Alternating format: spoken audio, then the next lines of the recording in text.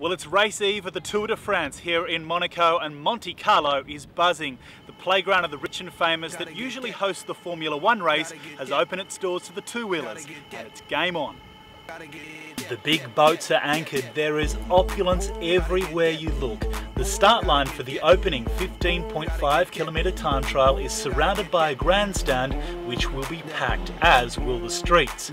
Australia's main hope and two times runner-up Cadel Evans is relaxed, but this time wants the yellow jersey in Paris.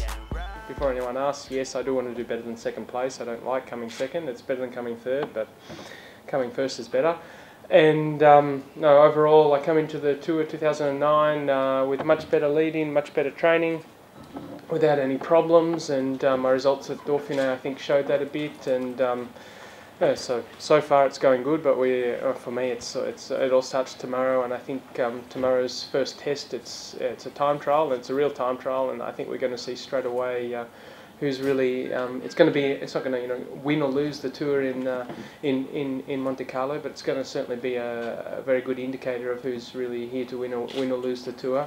And well, it's anxious moments now, and it'll be anxious moments on the start line, but I think it's going to be a beautiful stage. Great backdrop. Evans's teammate, debutant Aussie Matt Lloyd, will be doing everything to help his leader win. You wouldn't be doing this work unless you loved it to start with. But if you didn't believe that your leader, which is the essence of our team, is going to win the race, then it makes the work impossible to do. So, not just for me, but for the whole team, it's a huge factor that we have this belief.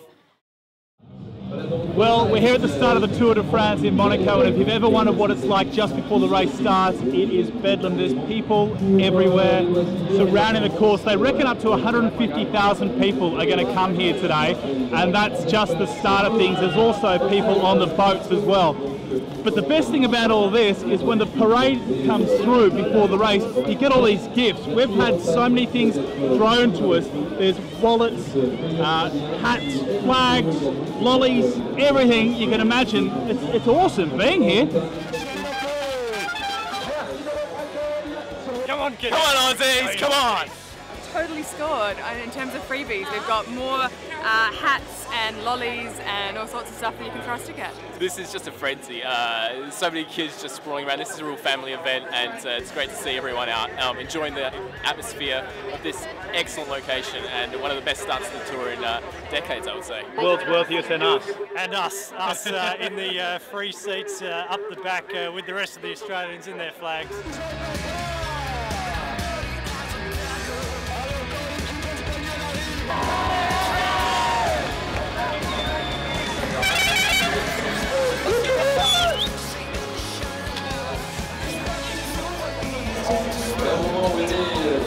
Well, what an amazing day it's been here in Monaco. The atmosphere is absolutely spectacular. Well, bonjour. Today the Tour de France passed through the French town of Grasse, home to the world's perfume industry, home to the place where you get nice smelling scents like this. It's home to three of the world's most prestigious and oldest perfumeries. Now, the experts in this trade are called noses, and they spend up to 15 years practicing their trade. It's interesting to note that they have to take out a contract to denounce themselves from taking any alcohol, any cigarettes, or any spicy food. Doesn't sound like the job for me. I'll leave that one to the experts. Well, we're here in Brignoles, 500 metres to go, Mark, and the excitement's overwhelming. The cyclists have just been through a grueling stage through the mountains. They must really be hurting now. It's been a sweltering hot day, but the locals have been so kind to us. They've welcomed us with freshly shucked oysters and pasta with tomato and goat's cheese. We've had a wonderful time, and it's only going to get better on the Tour de France. Well, this is the life from the side of the road watching the Tour de France. This is how most people enjoy watching the race. All over Europe, they come and sit by the side of the road, have the wine. We've had the cheese already. We've got the baguette for lunch. It really is a magnificent way to watch the race. We're just waiting for the peloton to come through. Probably about an hour or so to go. This is just the race caravan making their way through at the moment. Everyone's waving, chucking goodies and toys around. Peloton will race by soon. And cheers, it'll be a sight to see. Bon appetit.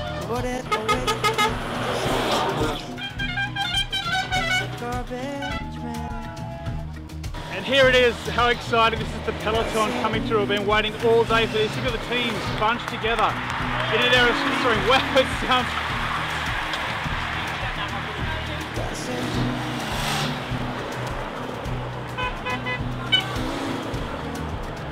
Look at this, just one huge row of team cars with all the bikes stacked on the roof. This is the massive convoy that follows the teams. Truly one ginormous event. Well, that was spectacular. I just can't wait to do that nearly every day. You've got to come and do this. All Australians watching at home, you've got to come and book in and do this. The Tour de France is one amazing spectacle. Till tomorrow, au revoir. G'day Australia, we're the big yellow crew. Go Aussies! Well, bonjour guys, we're here on the Tour de France and we've just pulled into a campsite and look what we've found. A couple of crazy Aussies in a big yellow van. Matt Clark's the head of it. Matt, what gave it the idea? The fellas decided to want to come over and have a ride of it, and then more people just jumped on board, and eventually we needed something as big as this, so here we are. It's a massive people mover and you've got bikes and everything on board. Yep. Where'd you pick the nickname for it? The name was originally the Magic School Bus, and went forward to the people, and we got a few more names in the pipeline, and this was voted in as Big Yellow, so Big Yellow Bus. The big flags painted on the top. Yep. That's pretty cool.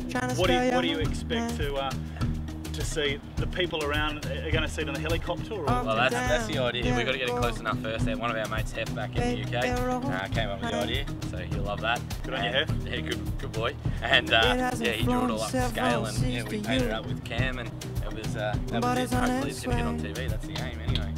And so I hear there's a prize back home. If anyone spots the Aussie flag on top of the big yellow, what do they get? They get a dinner for two at the Kyabram Club, courtesy of Mike Sweeney. The Kyabram Club, where's that? Somewhere in the country in Victoria where some of these crazy girls are from. What a winner. Sounds like Doyle's in Sydney Harbour, doesn't it? Something like that. So yeah, dinner for two at the Kyabram Club, and also I think there's a $50 voucher for a bike shop up there as well, if I hear correct. So. Brilliant. Well, good luck, mate. Best of luck. These guys are following the tour every day like us. You'll find many Aussies along the way. They're all crazy, but we're here to support Cadell and Michael Rogers and all the Aussies. Go the Big Yellow, go the Aussies. Good on you.